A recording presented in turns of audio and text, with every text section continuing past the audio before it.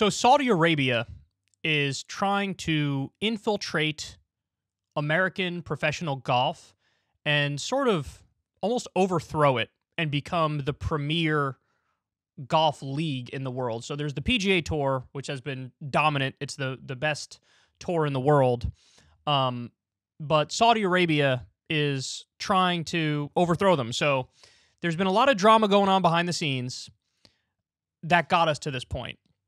Saudi Arabia has been reaching out to different top American players, including Tiger Woods, Dustin Johnson, Bryson DeChambeau, Phil Mickelson, Rory McIlroy. The list goes on.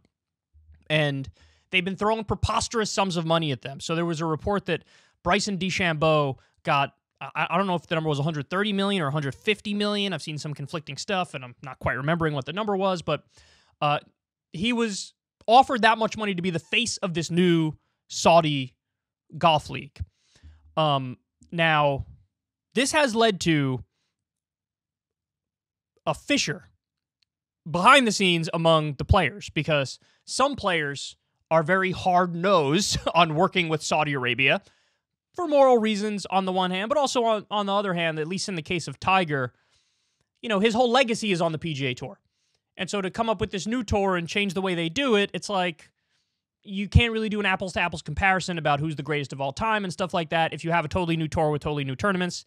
Right now, the way it works is there's 4 major championships: the British Open Championship, the U.S. Open Championship, the Masters, and the PGA Championship. If you switch up the formula, I don't know if the majors would be touched like that, but other events might be changed, and it would really change things up and shake things up. And I think the long game of the Saudis is we want to be the world premier tour and eventually snuff the PGA Tour out of existence. Okay, so the Saudi Golf League hired Greg Norman, who's, by the way, a well-known, hardcore capitalist and super greedy. His politics are very right-wing. And they hired him to be the liaison to the tour and outreach to all the guys and give them deals and whatnot.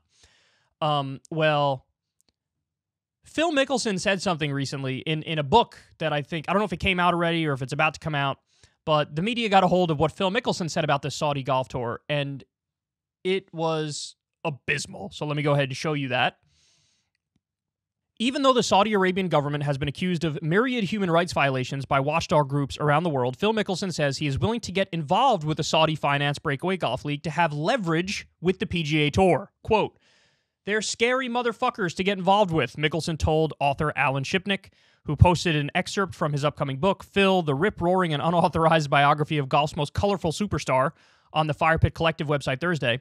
They killed Washington Post reporter and U.S. resident Jamal Khashoggi and have a horrible record on human rights. Mickelson continued in an interview that Shipnick said took place in November. They execute people over there for being gay. Knowing all of this, why would I even consider it? Because this is a once-in-a-lifetime opportunity to reshape how the PGA Tour operates.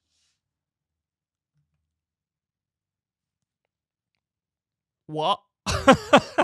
So I'm going to work with a brutal, authoritarian, theocracy, dictatorship to change how the PGA Tour operates.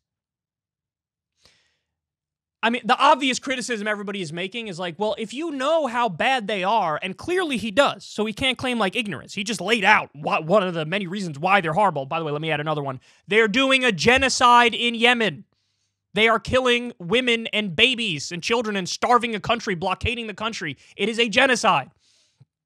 But clearly he knows how bad they are. He knows how bad they are, and he's saying, well, what am I going to do? I'm trying to use that as leverage against the PGA Tour. No, if you know how bad they are, that's a reason to not even take the phone call, to not even talk to them.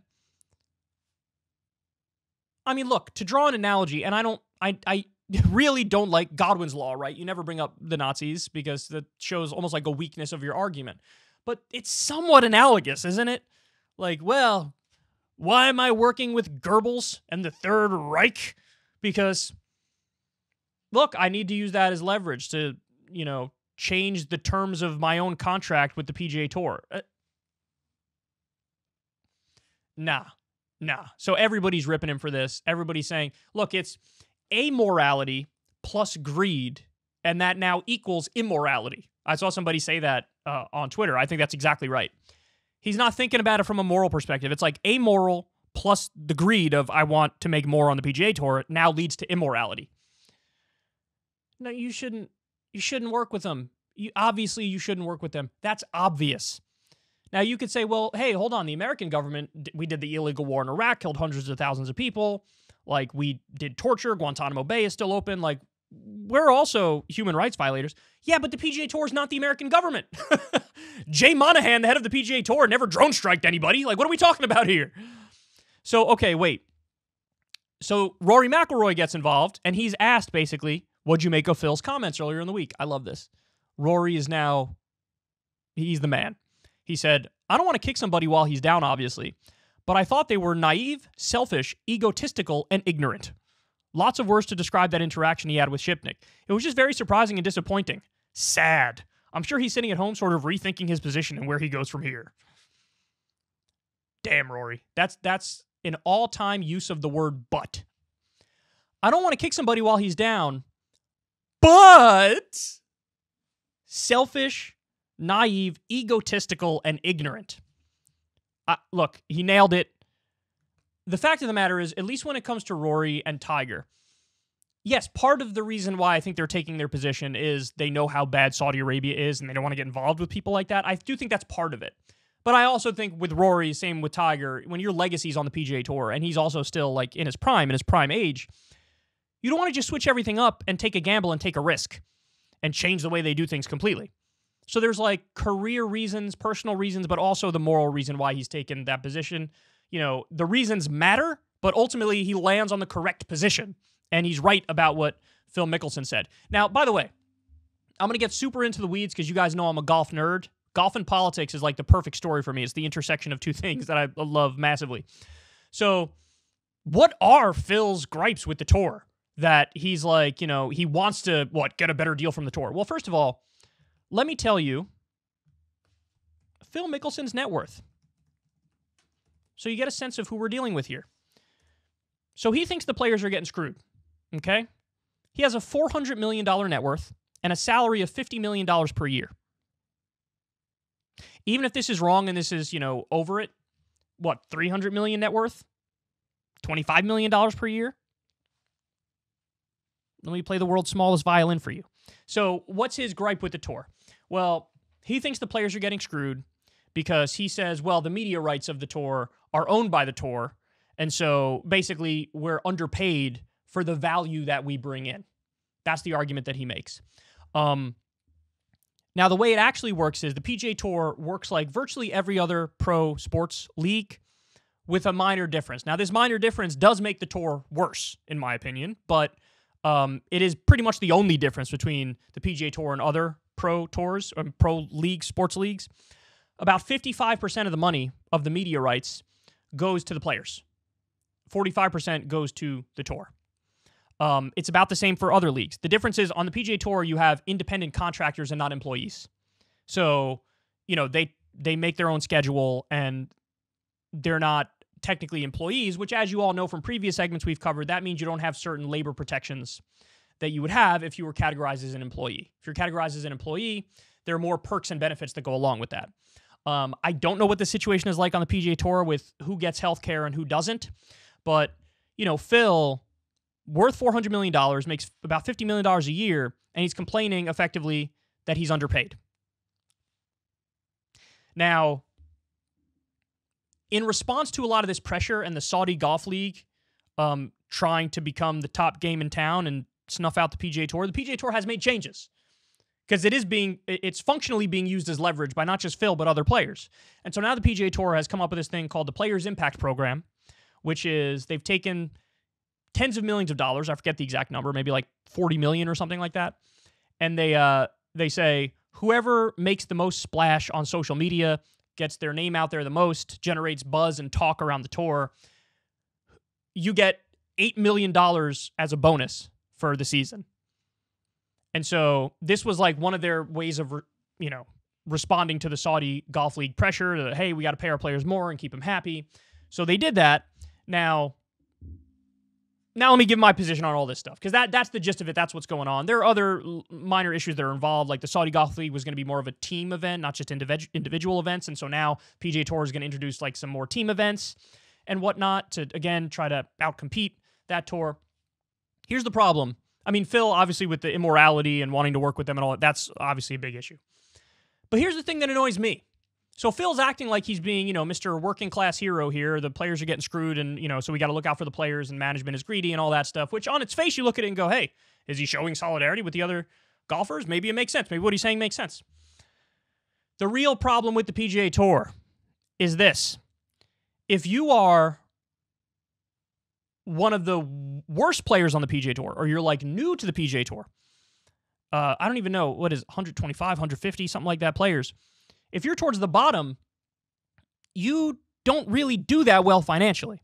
If you're part of the other leagues which are affiliated with the PGA Tour, like the minor leagues of golf, which is called the Corn Ferry Tour, you can barely eke out a living if you make a living at all. A lot of those guys are in massive amounts of debt. If you work at a tour event to just make the event work, because golf events are 4 days, Thursday, Friday, Saturday, Sunday usually. And if you're somebody who stocks the waters on the first tee or puts up the ropes to keep the gallery out from inside, or, is one of the marshals that stands there all day in the hot sun and holds up the sign, all of those people are volunteers. All of the players who are not in the top tier of PGA Tour players, or a lot of them, are sort of scraping by and don't do well. The other thing is, in professional golf, there's this thing called the cut. So you play Thursday, Friday, and if you're in the top half of the field, you make the weekend. If you're in the bottom half of the field, you make $0 and 0 cents, and you're out. You don't even get to play the weekend. So you can be a professional golfer, go play 2 days, make no money, and spend $3,000 or $5,000 between food and the hotel and all the other shit. And so you lost $5,000 for the week, and this is your job. So you can go into debt. So the real problem, in my opinion, is they don't pay the volunteers at all. You have to go and volunteer to work at the PGA Tour. They have the money to pay these people. They don't want to pay these people. So they don't pay the volunteers when they should pay them. The people at the bottom of the tour don't make nearly enough money. And they don't even pay an allowance or a stipend to the people who missed the cut so that they could cover their costs. So the real problem is there's massive income and wealth inequality within the PGA Tour, where the people at the top make all the fucking money, and the people at the bottom don't make much at all. On the minor league tour, they make nothing. Almost all of them are in debt. They can barely get by. That's the real problem, is you need to get less income and wealth inequality among the PGA Tour. You need to pay people, if they miss the cut, something, at least to cover their bills, and pay the people who are volunteers who make the tour work. That's the real problem. But what Phil wants to do is further exacerbate the income and wealth inequality by giving more of the money to the people who are already at the top and don't need any more money. That's the reality of the situation. So, and clearly, he's willing to work with the Saudi Arabian government to do it, and that just shows his character. That just shows the greed comes first. And I think Rory's right to rip him. Tiger said no from day one to the Saudi League, and he was very clear about that. The people who were interested in the talks were Dustin Johnson and Bryson DeChambeau, which says a lot about them in the first place. And they've now come out and said, no, we're with the tour. We're always going to play with wherever the best people are playing. So, been a tough day for Greg Norman. Been a tough day for Phil Mickelson. Been a tough day for the Saudi Golf League, which is trying to launch.